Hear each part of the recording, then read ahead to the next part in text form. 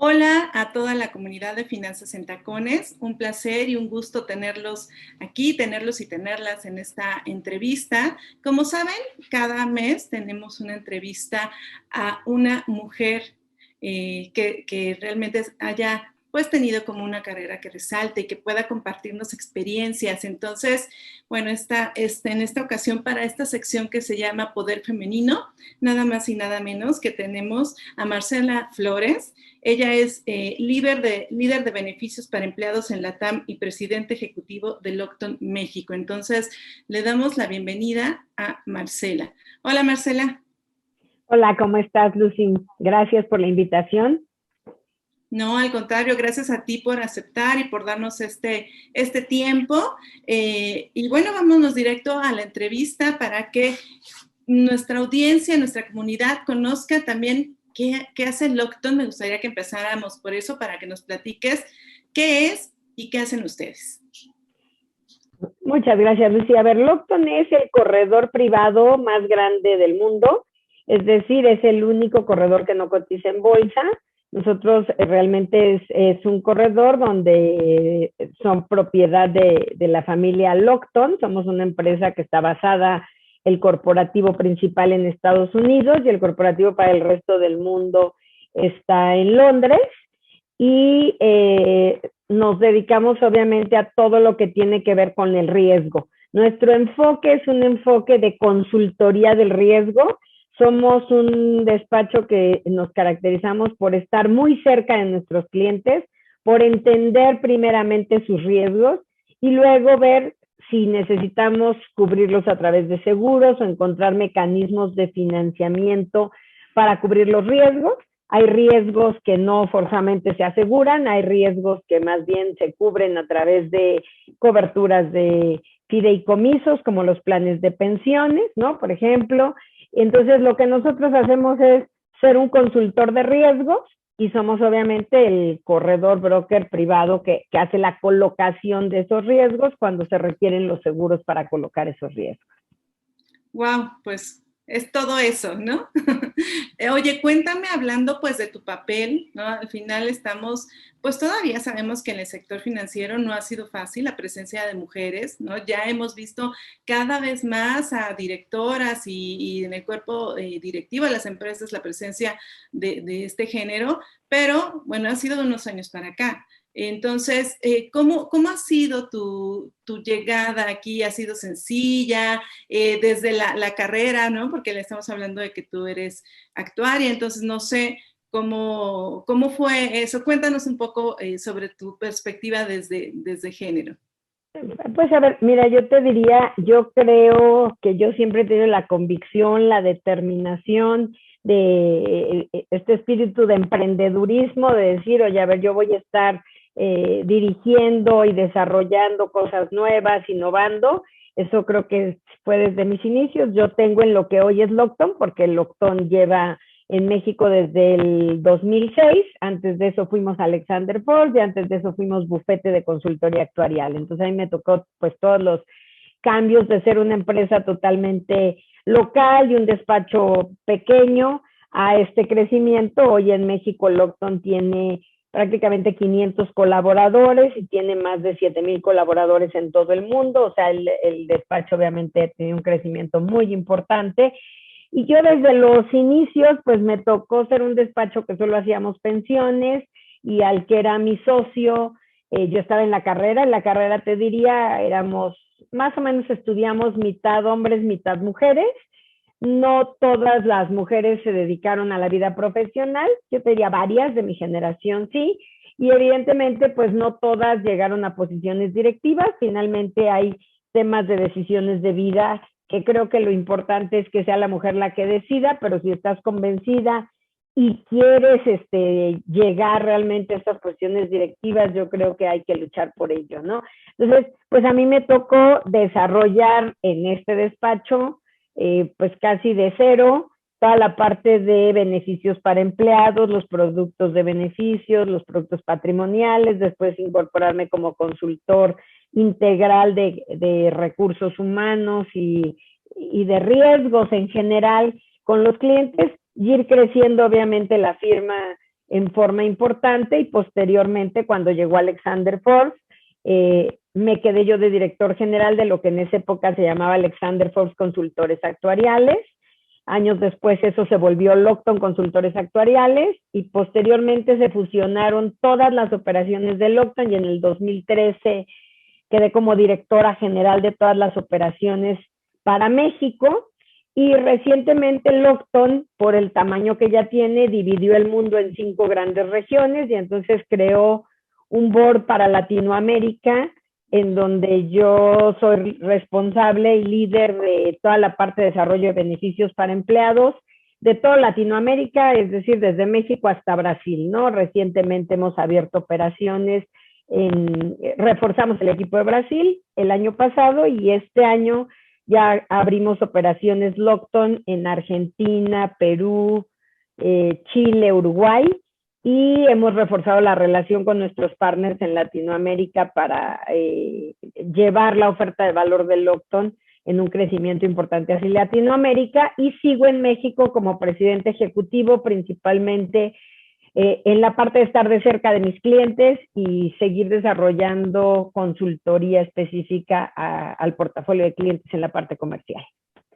No, qué maravilla. Bueno, un poco el mensaje que nosotros trasladamos en Finanzas en Tacones, sobre todo a las mujeres, que es nuestro público mayoritario, es pues sí se puede, hay que creer en nuestras habilidades, hay que buscarnos pues ese espacio, hay que creer en nuestro talento. Entonces, pues qué maravilla toda esta trayectoria que nos compartes, Marcela. Gracias. Es importante el apoyo de las mujeres con las mujeres, ¿no? Yo quisiera destacar en el equipo de Lockton, nosotros hoy más o menos el 65% somos personal femenino y en el comité ejecutivo, hoy habemos 4 mujeres en el comité ejecutivo de 9 miembros del comité ejecutivo y en algún punto llegamos a ser más mujeres, ¿no? En todas estas transiciones. Pero es cierto, te diría en sector financiero, ya hoy vemos a más mujeres, yo te diría hoy inclusive en el board de Latinoamérica de Lockton, pues sigo siendo la única mujer. En el board global de beneficios sí habemos 2 mujeres. O sea, Lockton sí ha sido un despacho que promueve realmente la diversidad, inclusión, la equidad de género en forma muy importante y a igualdad de oportunidades no tiene diferencias de género, ¿no? Ni de raza, ni de ningún tipo, o sea, realmente es un broker bastante diverso y de igualdad. Sin embargo, se sigue viendo que todavía no hay una predominancia de las mujeres, seguimos siendo todavía pocas, lo mismo en el sector financiero, si tú ves, yo trato mucho con directivas y directivos del sector asegurador en general y de los bancos, y son todavía en los boards directivos, en lo que se llama la C-suite, pues todavía hay pocas mujeres, ¿no? Sí, pero ahí vamos ganando terreno. Ahí vamos ganando terreno, así es. Oye, y en el tema ya muy específico de la cultura de riesgo, que es algo que ustedes ven de la gestión, ¿qué ha pasado? Un poco la duda es, ¿qué pasó con esta pandemia? Realmente, no sé si las empresas estaban preparadas, lo dudo, pero bueno, la pregunta es, ¿estaban preparadas para esto? ¿Y les ha ayudado a cambiar el chip o no?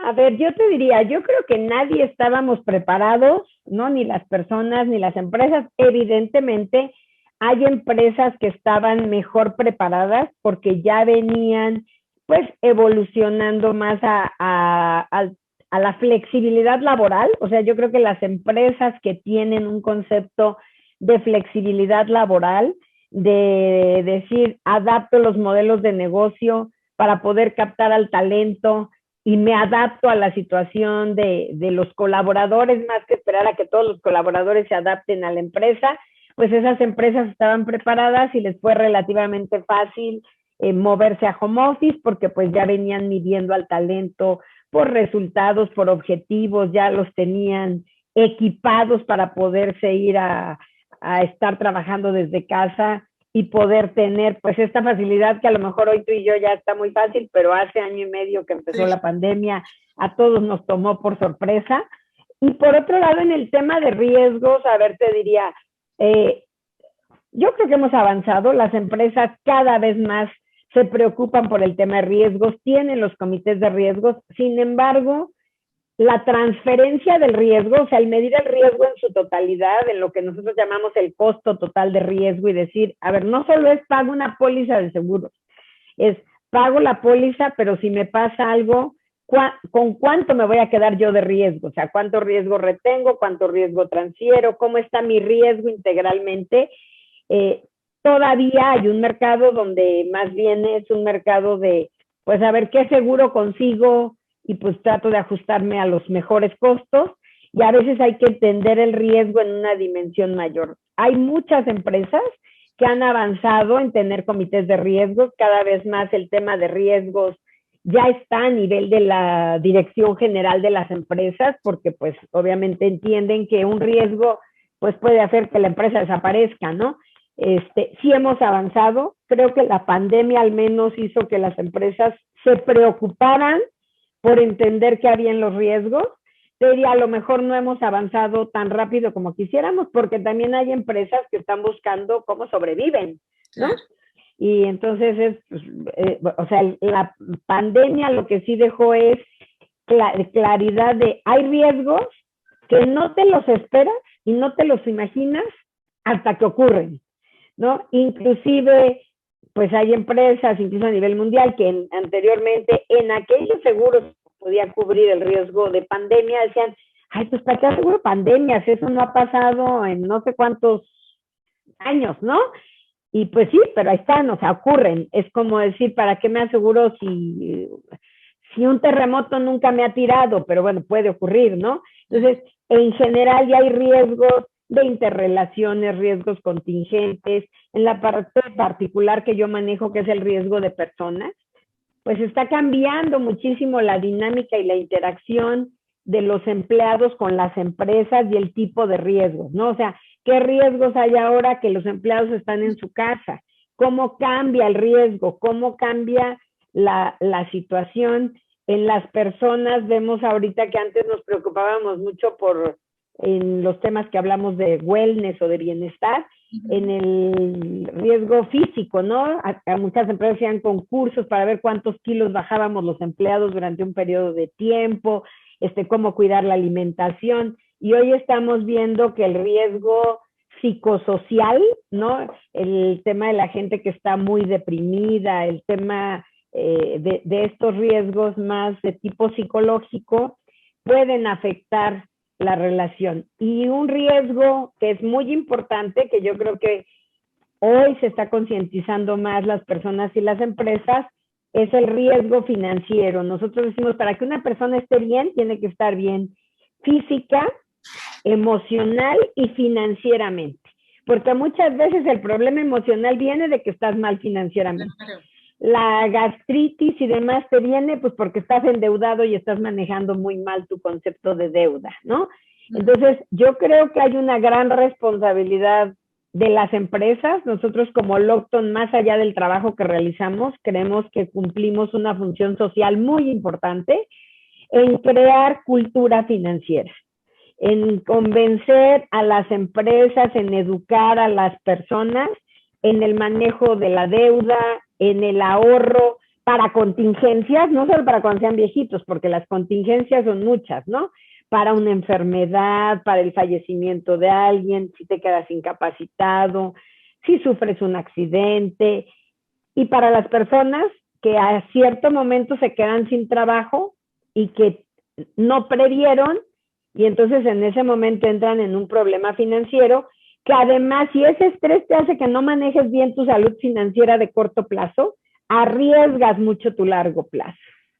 Totalmente, y me encanta esto que comentas, la verdad es que aparte va muy, muy en línea de lo que Finanzas en Tacones, pues siempre, de la filosofía de Finanzas en Tacones que siempre le hemos dicho a nuestra audiencia. Por eso nuestro eslogan es, hazlo por tu dinero, hazlo por ti, porque al final, pues como tú dices, ese tema termina afectando en el bienestar emocional, entonces sí creemos firmemente que podemos o que se debe contribuir desde diferentes canchas a promover el bienestar financiero, ¿no? El cuidado de nuestra salud, de nuestra salud financiera, que terminan siendo muy, muy pegadas, sobre todo ahorita lo podemos comprobar con lo que tú me dices, ¿no? O sea, evidentemente, pues hace un año nos preocupaba, eran otras las preocupaciones, pero ahora no solamente es que se haya como que cambiado esa preocupación, sino se acumularon otras. Entonces, ¿cómo realmente atacamos y qué atacamos prioritariamente? ¿Cómo lo están haciendo? ¿Cómo dentro de los planes de las empresas, cómo integran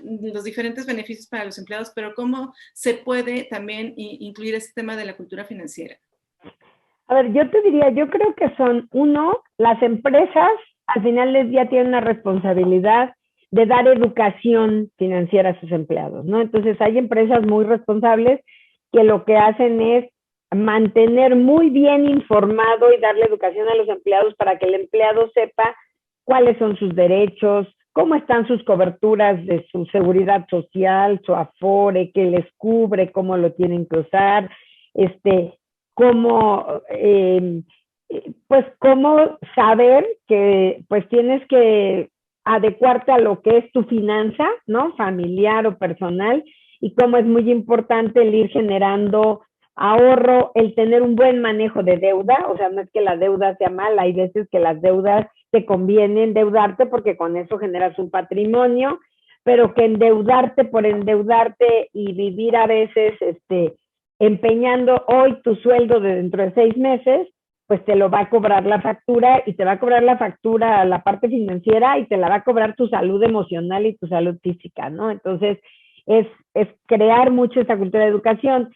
En el plano de las empresas, nosotros fomentamos mucho la creación de planes privados de ahorro o de retiro, donde contribuye la empresa y contribuye el empleado, donde el empleado tiene que saber que si hoy tiene un plan de protección de salud por parte de la empresa, el día que deje la empresa, si quiere seguir teniendo medicina privada, pues va a tener que ahorrar porque va a tener él que seguir pagando algo que hoy le da la empresa. Entonces, yo creo que es comunicación y educación, educación, educación. Desafortunadamente hay mucha mala información. Ahorita con la pandemia, por ejemplo, algo que es preocupante y nosotros insistimos mucho, incluso diversos colaboradores del Octon y en la página del Octon hay white paper sobre eso, donde insistimos en que el que hoy vayas y saques los recursos de tu Afore, te resuelve y además te resuelve a lo mejor los siguientes 15 días o el siguiente mes, ¿sí? Porque te quedaste sin empleo. Sin embargo, si tú no tomas la convicción de que una vez que vuelvas a tener empleo, regreses ese dinero a tu Afore, o sea, no es de alguien que era de mi Afore, ¿no? Hay mucho desconocimiento. Tú solo estás perdiendo el derecho a lo que te va a tocar cuando te retires, porque pues, la seguridad social te va a descontar muchísimo por haberte anticipado dinero. Entonces, la tasa de interés real es altísima cuando lo ves en términos de los beneficios que pierdes a futuro. Pero hay mucho desconocimiento. La gente cree que, ay, pues era mi dinero, ya fui, es más, hasta ya lo saqué porque para qué lo dejo ahí. O la gente que dice, pido mi crédito de Infonavit porque se va a perder. Y entonces se compran una casa en medio de la nada, nada más por usar su Infonavit y demás, que nunca usan, que no le sacan ningún provecho, que se queda abandonada y pierden patrimonio. Entonces las personas tienen que tener claridad de qué es su patrimonio y cómo saberlo usar de manera apropiada y cómo potenciarla. Sí, oye, qué cierto es esto que comentas. Nosotros también hemos manejado mucho esa información en el tema de las Afores, porque en efecto yo conozco gente que dice, pues ya lo saqué, ¿no? Creo que me dijeron ahí que después era importante pues regresarlo y hasta ahí se queda, ¿no? O sea, no entienden el por qué es importante, ¿no? El cómo les afecta, el cómo impacta. Y creo que esa es una de las labores de quienes estamos en este sector, ¿no? Nosotros desde el lado de la difusión o de la investigación periodística, pues también informar sobre esos temas y bueno, las diversas instituciones de ayudar, ¿no? De empresas, de ayudar a promover estas cosas. Qué bueno que lo están haciendo porque falta mucha información y mientras esa información pues no llegue o mientras la gente no le interese, que ese es otro punto que es lo que te quería preguntar, pues cómo le hacemos y al final a lo mejor las empresas pues empiezan a tomar ahí conciencia y todo, pero ¿Qué pasa con el usuario, con las personas que no sé si ahorita ya haya más interés, pero hace prepandemia, pues el interés a veces era poco acerca de estos temas de prevención en general, no nada más de prevención financiera, sino de prevención en general? Sí, o sea, a ver, yo te diría, claramente son temas de crear cultura, de insistir. Yo creo que las empresas, las instituciones, los asesores tenemos una gran responsabilidad. Yo creo que lo que ustedes hacen es una gran labor y lo que ustedes puedan hacer con las mujeres a las que puedan informar, digo al público en general, pero si ustedes tienen un sector, ¿no? De mujeres en tacones y en esto, hablando del tema financiero, es crear cultura y educación, porque muchas veces dejamos nuestro tema personal y nuestras finanzas personales al final, ¿no? Me preocupo, es más, me preocupo por las finanzas de los hijos, me preocupo por las de la oficina, me preocupo por las dos.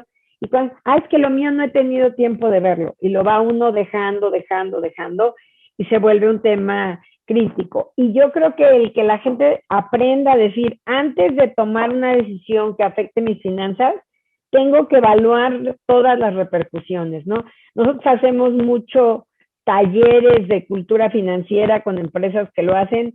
Sí te diría, muchas empresas incluso dicen, no, pues se lo voy a dar a los de 50 o más que ya estén por jubilarse, ¿no?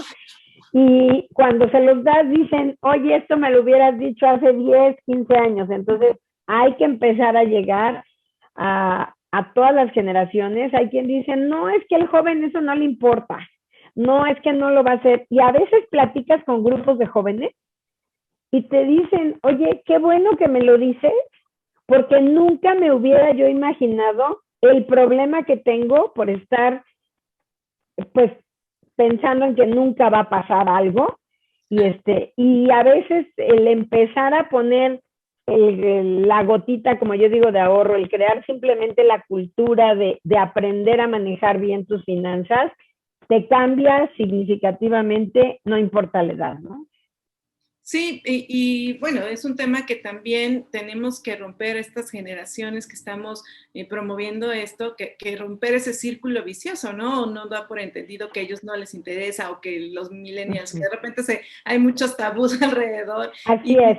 No, o sea, porque entonces, espérate, de hecho yo he visto todo lo contrario, he visto cómo la gente, pues al final el ejemplo pues son también los papás, la familia, y entonces, claro, si ven que la familia pues le va bien y explican que le ha ido bien porque ha tenido justo no le impactó la pandemia porque tiene un fondo de emergencia, ¿no? Que si no, la historia es diferente. Entonces, creo que ellos al percibir eso, pues dicen, entonces me queda muy claro para qué me dicen que tengo que tener un fondo de emergencia, por decir algo, ¿no? Entonces, cómo romper también desde los que queremos hacer tomar acciones, estos tabús que de verdad a veces nos vamos, la gente se va con ellos y dice, pues, ¿para qué? ¿Para qué hago el esfuerzo, no? Sí, y yo creo que es un tema de educación, comunicación constante, el que la gente realmente, yo creo que tenemos que aprender a poder comunicar de manera muy efectiva, con ejemplos pues simples, ¿no? Para que la gente realmente lo vea, ¿no? Nosotros, digo, por ejemplo, yo te puedo poner, ¿no? En un ejemplo, una persona que dijera, saber, gana 13,000, 15,000 pesos mensuales y que se quedó sin trabajo y que tenía 750 semanas justas cotizadas al Seguro Social, que es poquito más de 14 años, ¿no? Que es el mínimo de semanas para que no pierdas tu servicio médico y una serie de cosas. Y si esa persona se va con la finta y dice, oye, yo tengo en mi Afore 252,000 pesos. Y entonces ahorita puedo sacar 35 más o menos. O sea, al final del día está sacando poquito menos de 3 meses de su sueldo, que es lo que les va a dar la Afore. Con eso va a resolver sus siguientes 3 meses. Pero si esa persona ya estaba pues relativamente cerca del retiro, ya nunca vuelve a cotizar como economía formal y no regresa el dinero a su Afore, resulta que como el IMSS le va a reducir sus semanas de cotización, o sea, pierde 92 semanas de cotización a alguien con esas características, lo que va a pasar es que ya no va a tener derecho a seguro médico de por vida. de parte de la Seguridad Social, ¿no? Ujú. Por haber tomado esa decisión. Ya no tendría la atención médica del Seguro Social porque no cumpliría con el mínimo de semanas. Por otro lado, estaría perdiendo el derecho, o sea, una persona con, y por eso ponía yo el ejemplo, 13,000, 15,000 pesos de sueldo y con 750 semanas, pues a lo mejor le iba a tocar que el IMSS le diera su pensión mínima garantizada, que son 5,770 pesos mensuales. Y lo que podría pasar es que no le toque la pensión mínima garantizada o se le reduzca la pensión, pero la pensión de por vida. Entonces, si no medimos la implicación, es muchísimo lo que perdemos versus lo que gana la persona, ¿no? O sea, está bien, a lo mejor para la persona tengo 35,000 pesos hoy que estoy sin trabajo, y a lo mejor es válido irlos a pedir ante una necesidad si no tenías un fondo de contingencia. Pero hay que tener en mente que esto es como si le hubieras ido a pedir al que te presta dinero a unas tasas de usura carísimas, y que en cuanto puedas hay que regresárselas para que vuelvas a recuperar tus derechos. O sea, no es de, no pasa nada, ese dinero era mío y ya se perdió. Nosotros sí recomendamos altamente que las personas que tuvieron o tengan que hacer uso de sacar dinero de su Afore tengan en mente que es como una deuda que hay que ir a devolver lo antes que puedas. Y pues sí hay que en épocas difíciles ver que tienes que restringir, donde te tienes que acomodar. Yo en muchas pláticas hay gente que me dice, bueno, pero pues es que es muy fácil. ¿Cómo le hago para ahorrar? Y yo les digo, en grupos nosotros lo vemos, es más un tema cultural. O sea, el que gana 15 gasta 20, el que gana 50 gasta 70 y el que gana 100 gasta 150. O sea, mientras tú gastes más de lo que ganas y vivas apacivado y vivas por adelantado, te va a cobrar la factura en algún momento pues tus finanzas, ¿no? En la vida, y te va a terminar costando en tu salud emocional, en tu salud física y evidentemente en tu salud financiera.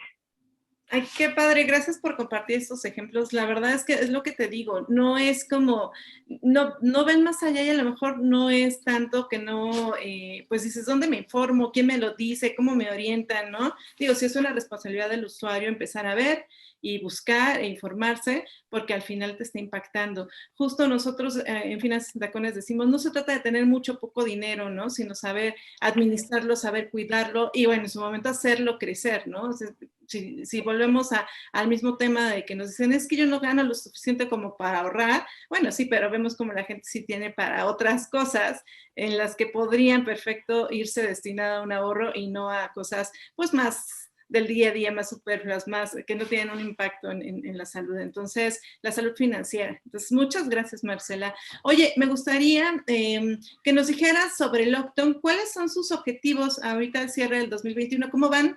¿Cuáles son sus objetivos? A ver, mira, Octon, su ejercicio, normalmente nosotros tenemos ejercicio normalmente de mayo a abril de cada año, ¿no?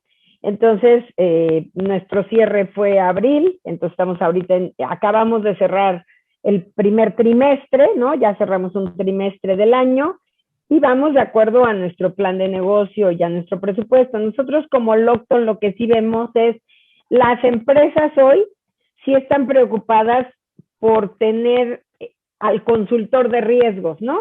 Que es como o sea, hoy sí hay más conciencia de decir, pues tengo que tener un consultor que venga, me explique cómo están mis riesgos.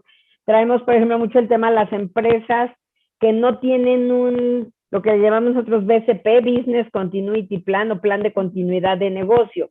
O sea, hay muchas empresas que no tienen un programa formal de riesgos para decir, a ver, ¿qué hago si ocurre? Y ya tener un plan de continuidad, o sea, ¿qué va a pasar si sucede tal cosa, qué medidas voy a tomar, qué acciones? O sea, esta parte preventiva de tener muy claro cuáles son todos los riesgos, que me guste o no, ahí están y pueden ocurrir, y cómo enfrento a los riesgos, ¿no? Cómo me protejo de ellos, qué voy a hacer, ¿qué pasa? ¿Qué hago si pasa tal? O sea, todos estos árboles de decisiones que son los planes de continuidad de negocios, ligados con lo que puedo cubrir, lo que puedo proteger, cuestionar a la directiva de las empresas en, bueno, a ver, ¿qué vas a hacer si ocurre el riesgo y cómo lo estás enfrentando? Creo que eso hoy se está dando más. Entonces, hay mucho más actividad de nuestros clientes en entender y hacer estos planes de continuidad de negocio y en ver los riesgos con otra perspectiva, y eso nos ha permitido pues llegar a nuestros planes. Y como yo te decía, traemos un plan muy importante. Hay empresas internacionales que a veces solían cubrir todos sus programas globales desde cierto país, y se ha visto que regionalmente hay diferencias, ¿no? Culturales, incluso la forma de actuar ante los riesgos. Ahorita lo estamos viendo, cómo está actuando Europa ante la vacuna, cómo está actuando Estados Unidos y Canadá, y cómo está actuando Latinoamérica en general, ¿no? Entonces, las empresas están empezando a generar programas multilatinos o multiregión, por así decirlo, donde hay regiones con similitudes. Nosotros hoy estamos muy enfocados a los riesgos de la región Latinoamérica, porque somos la región Lockton, ve todos los riesgos globales, y nosotros vemos particularmente lo que tiene que ver con Latinoamérica. Y por otro lado, estamos trabajando mucho, porque pues todavía ahorita esta tercera ola, el ramo de salud que nosotros manejamos o la consultoría en cómo cubrir no solo gastos médicos mayores, cómo reestructurar tus programas de beneficios para tus empleados, para que, pues desafortunadamente ya vimos que fue sobrepasado la cobertura de salud que tiene en general muchos países, y pues México no es la excepción. Y entonces las empresas están buscando cómo apoyar a sus empleados, cómo implementar protecciones de salud en cierta medida, cómo adaptarnos ahora a esta flexibilidad laboral de puestos flexibles, de tiempos escalonados, de híbridos en el trabajo, de herramentar a las personas para poder trabajar en casa y medirlos por productividad, los planes a ejecutivos, los planes de compensación diferida. Entonces, todo eso que es pues parte de lo que hacemos de riesgos, obviamente nos tiene ocupados, y evidentemente también en una transformación de nuestra misma organización para también adaptarnos nosotros a la nueva situación con nuestros empleados, y también aprovechar todo el soporte que tenemos a nivel global.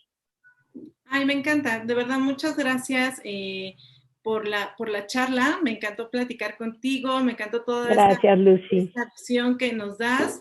Y bueno, pues esperamos muy pronto tenerte de nuevo en nuestro espacio, pero agradezco mucho tu participación el día de hoy. Yo les agradezco mucho, gracias por haberme considerado, un honor. Gracias. Bueno, seguimos en Finanzas en Tacones, les vamos a compartir más información al respecto. Gracias por seguirnos acompañando. Hasta la próxima. Gracias.